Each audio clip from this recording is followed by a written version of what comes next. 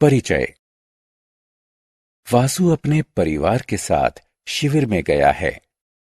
वह नदी के पास खुली जगह में तंबू लगाने में अपने पापा की मदद कर रहा है। ऐसा करते समय वह महसूस करता है कि तंबू त्रिभुज जैसा दिखता है। इस अध्याय में आप समतल तथा ठोस आकृतियों के बारे में जानेंगे। आओ सीखें। समतल तथा ठोस आकृतियों को पहचानना। 3D यानी त्रिविमय के साथ 2D यानी द्विविमय वस्तुओं को मिलाना।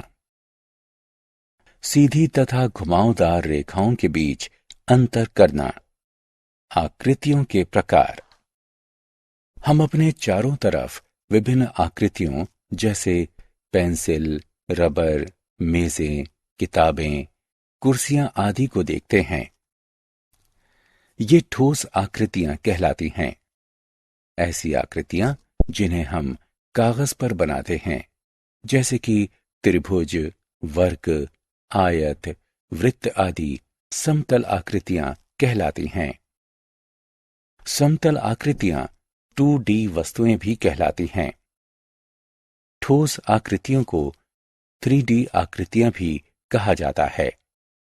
सभी 3D आकृतियों में गहराई पाई जाती है, जबकि 2D आकृतियों में नहीं पाई जाती है। वस्तुओं का मिलान करना। हम ठोस आकृतियों का मिलान समतल आकृतियों से कर सकते हैं। हम एक चॉक बॉक्स का मिलान एक वर्ग से कर सकते हैं। हम एक रबर का मिलान एक आयत से कर सकते हैं। हम एक तंबू का मिलान एक त्रिभुज से कर सकते हैं। हम एक गेंद का मिलान एक वृत्त से कर सकते हैं। 3D वस्तुओं को नाम देना। आओ अब हम ठोस वस्तुओं को नाम देते हैं। चॉक बॉक्स एक घन होता है। रबर एक घनाभ होती है। घन तथा घनाभ दोनों में किनारे तथा समतल सतहें होती हैं। चौक एक बेलन होती है। इसमें एक गोल सतह के साथ साथ दो समतल सतहें भी होती हैं। गेंद गोलाकार होती है।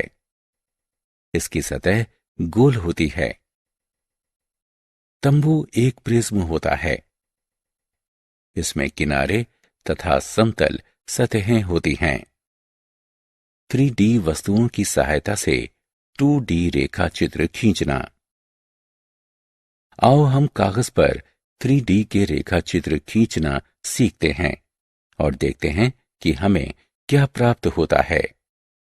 कागज के एक टुकड़े पर एक चॉक बॉक्स को रखते हैं।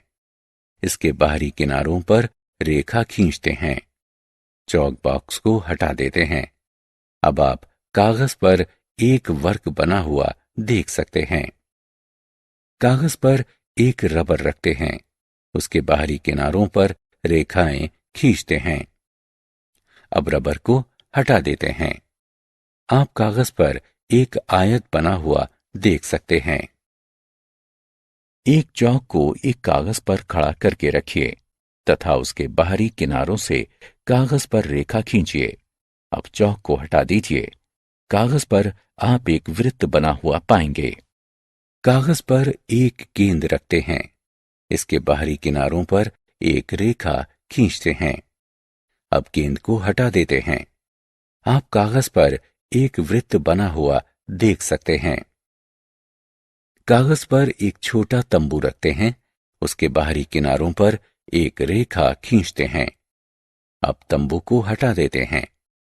आप कागज पर एक त्रिभुज बना हुआ देख सकते हैं। सीधी रेखाएं।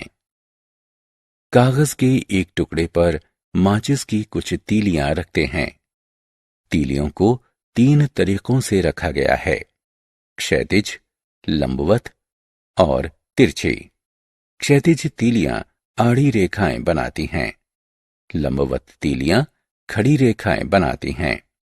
तिरछी तीलियां तिरछी रेखाएं बनाती हैं। सीधी रेखाएं खींचना।